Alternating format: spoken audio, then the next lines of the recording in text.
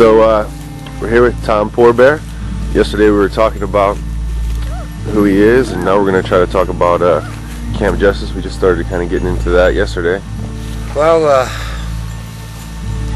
on June 8th of 1999, a lot of sadness and anger came to my family on the brutal murder of my younger brother, Wilson Wally Black Elk Jr. and my cousin Ron Hardheart.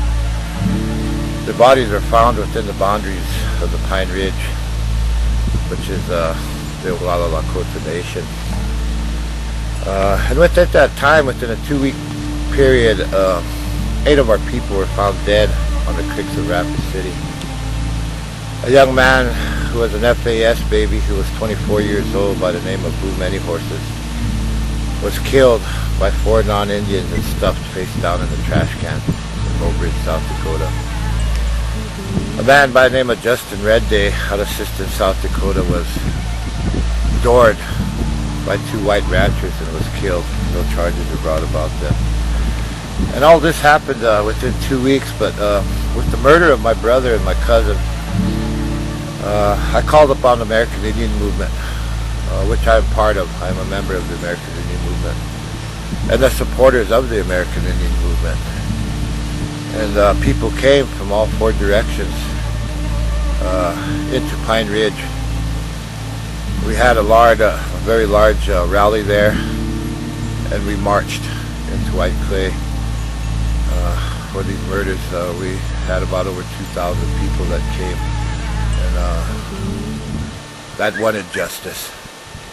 It was probably one of the largest marches any reservation has ever seen, or probably even the state of South Dakota or the state of Nebraska. How the bodies got to the roadside, who killed them, and why remains a mystery. I told myself this is not going to happen no more. I do not want another family to go through this tragedy as my family has. The murder scene is now the site of a memorial and a place called Camp Justice. Well, Oglala Lakota protesters say this was more than just a murder. It was a hate crime. Somebody had to have had a lot of hate in our people to do this brutal murder, to do it so brutally. Poorbear now takes the lead, protesting an investigation that seems to be stalled. And he directs his anger outside the reservation just across the state line to a tiny border town called White Clay, Nebraska.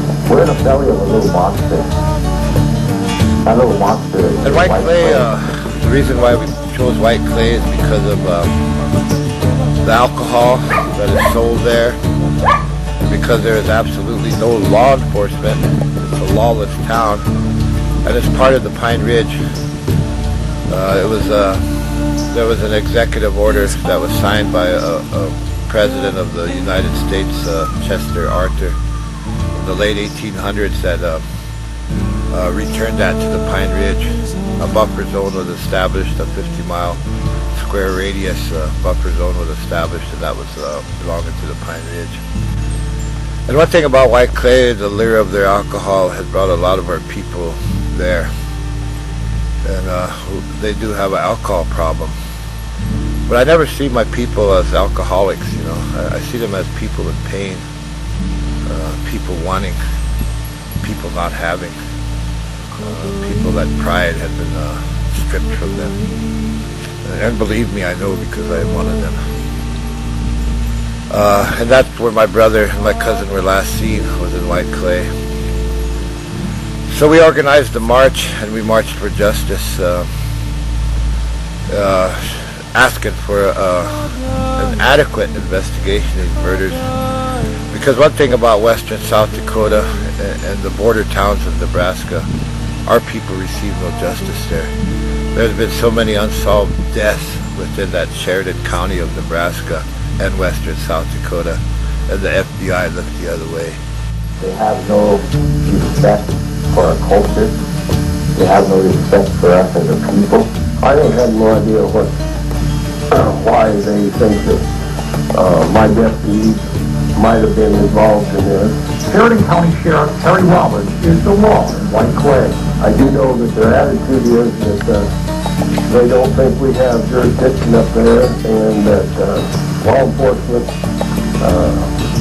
picks on the Native Americans. We walk for the injustice that had happened to two Dakota men when alcohol was brought into our land.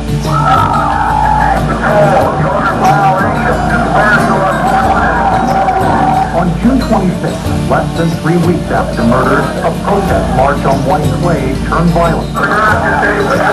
Hundreds of Lakota protesters filled the streets demanding answers in the murder and demanding that beer stores be closed.